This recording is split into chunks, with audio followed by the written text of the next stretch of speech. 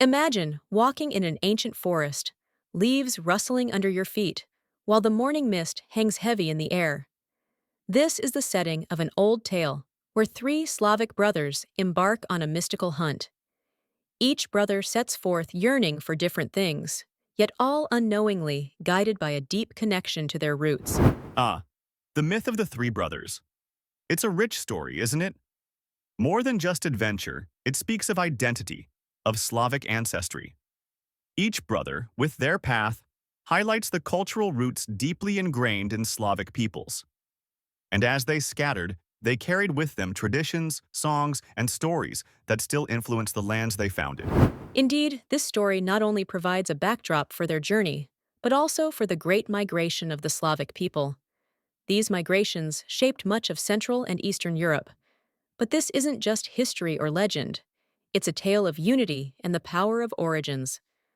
As the brothers found new lands, they laid the groundwork for new cultures and communities. Yes, and those new beginnings mark the spread of Slavic culture across Europe. They adapted to new environments, blended with other tribes, and evolved. From dense forests to wide plains, their story is one of resilience and growth. This myth beautifully sets the stage for our deeper dive into the history of the Slavic settlements and how they gave birth to nations like Poland. Let's pick up from where we left off and dive into the story of early Slavic settlements. As the Roman Empire began to crumble, Slavic people saw a chance to expand across Europe. Various tribes started to fragment and spread into new lands. This was a time when change was in the air, as old powers weakened and new ones began to form. It was here that the seeds of new nations like Poland were sown. You're right. As these Slavic tribes spread out, they encountered and mingled with other groups, especially the Germanic tribes. It was a time of mixing cultures and traditions. But everything changed when Mesko I came into the picture. He played a significant role in uniting these fragmented tribal lands under one banner, laying the foundation for what would become Poland. His leadership helped shape a new identity for the people. The coming together under Mesko I didn't just set political changes in motion, but also cultural ones. One of the most significant shifts was the move towards Christianity. This transition wasn't just a change of religion, it was a step that tied Poland more closely to the rest of Christian Europe. With Mesko's baptism, Europe saw the rise of a new ally in the heart of the continent. This marked the beginning of a strong relationship between Poland and Western Europe. Exactly. And it's interesting how these events not only united the tribes, but also brought them closer to their neighbors. The influence of Christianity helped Poland to form bonds with other countries and gain allies in Europe. This was a turning point in strengthening their cultural identity and establishing Poland as a cohesive nation. It was a testament to how beliefs and traditions can influence the politics and culture of a region. Now that we've explored early Slavic settlements, let's delve into Poland's formative years. Mesko I's reign was pivotal, especially for the Piast dynasty.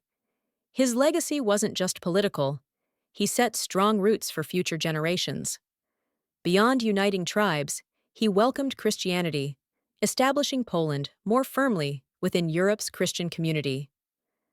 His leadership laid down a framework for the cultural and spiritual growth of the region, allowing Poland to carve its unique identity in medieval Europe. That's true.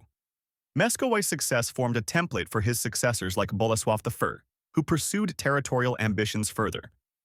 Bolesław dreamed of expanding Poland's borders, strengthening its position on the European stage. He was also instrumental in the establishment of the Catholic Church in Poland, solidifying its cultural core.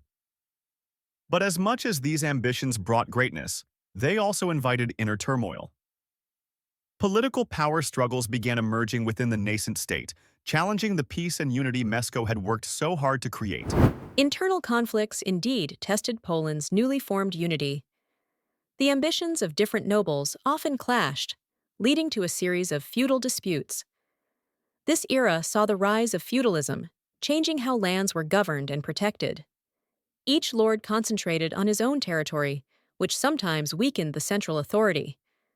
With the Polish lands spread out and not yet firmly secured, external threats were never far. The Mongol invasions were especially severe, posing a true challenge to border security and necessitating a stronger, more unified defense strategy. Exactly. The Mongol threat, among other invasions, highlighted the need for effective military structures, prompting systemic changes. As Poland fortified its defense, it also adapted to the newfound realities of medieval warfare. Feudal lords had to navigate between ambition and loyalty, finding ways to both secure their lands and support the broader kingdom. Despite these challenges, Poland managed to endure and grow, with its early medieval state laying the groundwork for future resilience. These were transformative years that set a stage for Poland's evolving role in Europe. Continuing our journey, let's delve into the fascinating chapter of the Polish-Lithuanian Union. This period stands out because it wasn't just about two nations joining forces. It was a dynastic marriage that evolved into a powerful political and cultural union. Lithuania, with its strong military and vast lands, and Poland, with its expanding territories, came together in a way that enhanced their cultural, political, and military standing in Europe. Absolutely. The Polish-Lithuanian Union brought immense strength to both nations. One of the landmark achievements during this period was the defeat of the Teutonic Order. For years, the Teutonic Knights were quite the troublesome neighbors, frequently launching raids. However, combined Polish and Lithuanian forces managed to deliver a decisive defeat at the Battle of Grunwald in 1410, which greatly reduced the Teutonic threat and allowed for further expansion. This union didn't just stop at military victories. Politically, it was smart about expanding its territories and maintaining its borders. The combined strength of their lands allowed them to manage their resources better and create a thriving environment for trade. The involvement in commerce not only made their economies stronger, but also far more intertwined. The city of Krakow, for example, became a central hub where trade and culture flourished under the protection of this union. That's right, and this era also marks a significant shift in the economic landscape. The trade routes through the Baltic Sea opened up new opportunities for Poland and Lithuania, establishing them as major players in European trade. The emphasis wasn't just on expanding territorial holdings, but optimizing the wealth from them. This economic synergy is what made them prosperous and gave rise to the Golden Age, attracting merchants, artists, and thinkers from all over Europe. Now, as we dive into the challenges faced during the Commonwealth era, we're looking at a time of significant tension and transformation in Poland. Religious reforms were a big part of life, impacting the social and political landscape. The introduction of Protestant ideas created friction with the Catholic Church, leading to conflicts within the Commonwealth. Despite the internal struggles, they faced military challenges posed by neighboring countries, further complicating their situation. Exactly, and these military challenges demanded new tactics. Poland had to defend its territories constantly, dealing with threats not just from one direction but from all sides. This led to shifts in military strategy, trying to adapt to changing war tactics. Yet the real problem was political ineffectiveness. The governing system was clogged by liberum veto, where decisions could be blocked by any single dissenting vote. This inefficiency stifled reform and made the country vulnerable to outside interference. Indeed, the political system's inability to adapt or change was part of a larger eroding of power from within. As different factions pulled in multiple directions, foreign powers saw an opportunity to exploit this instability. The partitions of Poland in the late 18th century were disastrous, tearing apart the territorial integrity of the nation. These partitions by Russia, Prussia, and Austria didn't just redrawn maps. They dismantled communities and separated families. These events sowed the seeds of nationalism. The oppression and division provoked a rise in national identity and unity among Poles. People started to see themselves not only by their regional identities, but as part of a greater Polish nation. This adversity laid the groundwork for the resilience and unity that would later emerge, serving as a crucial step towards reclaiming independence, despite the overwhelming odds they faced during and after the partitions. As we move forward, let's discuss the partitions of Poland and their aftermath.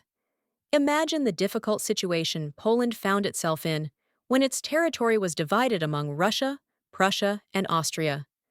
The partitions didn't just affect the geography, they fractured communities and families. This division led to a deep sense of loss among the Polish people, who had to adapt to life under foreign control with their national identity severely threatened. The partitions certainly fueled a sense of rebellion among Poles. As a reaction to the loss of sovereignty, numerous uprisings and rebellions took place throughout the 19th century. These uprisings weren't just about battling the occupying powers, they were expressions of national identity and cultural unity. Despite being often crushed, these movements kept the hope of independence alive and played a crucial role in maintaining a strong Polish cultural identity. Exactly. And speaking of resistance, let's touch on Napoleon's role in influencing Polish aspirations. During the Napoleonic Wars, many Poles saw Napoleon as a beacon of hope, believing he might help restore their nation's independence. The Polish legions fought alongside his armies, dreaming of a free Poland. This period was vital, as alliances with Napoleon offered a chance to reclaim some autonomy, even temporarily. Indeed, although Napoleon's efforts did not lead to lasting independence, they sparked a renewed sense of national pride and determination. Moving into the 19th century, even after Napoleon's fall, Polish resistance continued to simmer. The uprisings of 1830 and 1863, though unsuccessful, showed the enduring will of the Polish people to fight for their land. These efforts laid the groundwork for future generations, ultimately leading Poland toward re-establishment as a nation. As we continue our journey into Poland's history, let's move into the 20th century, a period of significant change for Poland. After regaining independence in the interwar period, Poland was faced with the immense destruction of two world wars. Not only were cities and towns devastated, but the impact on the Polish population was profound. After World War I, Poland had re-established itself as a state, but this newfound independence was short-lived as World War II brought unparalleled challenges. That's right. And during World War II, Poland witnessed incredible bravery but also immense suffering. The German invasion in 1939 was swift and brutal, leading to a harsh occupation. The country's strategic location meant it was caught between Germany and the Soviet Union, both viewing it as a target. The resistance movement in Poland, though courageous, faced overwhelming odds. And when the war ended, the challenges continued, but instead under a different regime. After World War II, Poland fell under the influence of the Soviet Union, becoming a communist state. This period was marked by strict government control and limited freedoms. The economy struggled under the weight of Soviet policies, and many Poles yearned for change.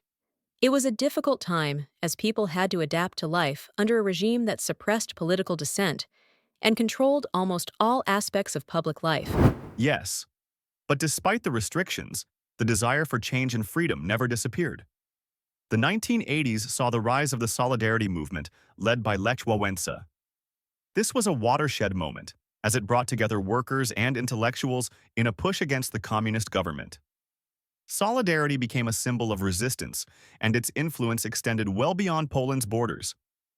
It highlighted the power of unified voices in the struggle for democracy. The success of Solidarity eventually led to significant political change. By the end of the 1980s, under heavy pressure, the communist regime began to crumble. The transition to democracy was not easy, but it was a time of hope and rebuilding. Poland embraced a new political system, and the economy started to grow. The shift towards a market economy opened up new opportunities for trade and growth as the country moved away from its communist past. Indeed, Poland's transition set the stage for its impressive economic development. Joining the European Union in 2004 was a milestone that boosted its economy significantly. Today, Poland stands as one of the success stories of post-communist countries, showing remarkable resilience and growth. It's a testament to the strength and courage of the Polish people who have always strived for a better future.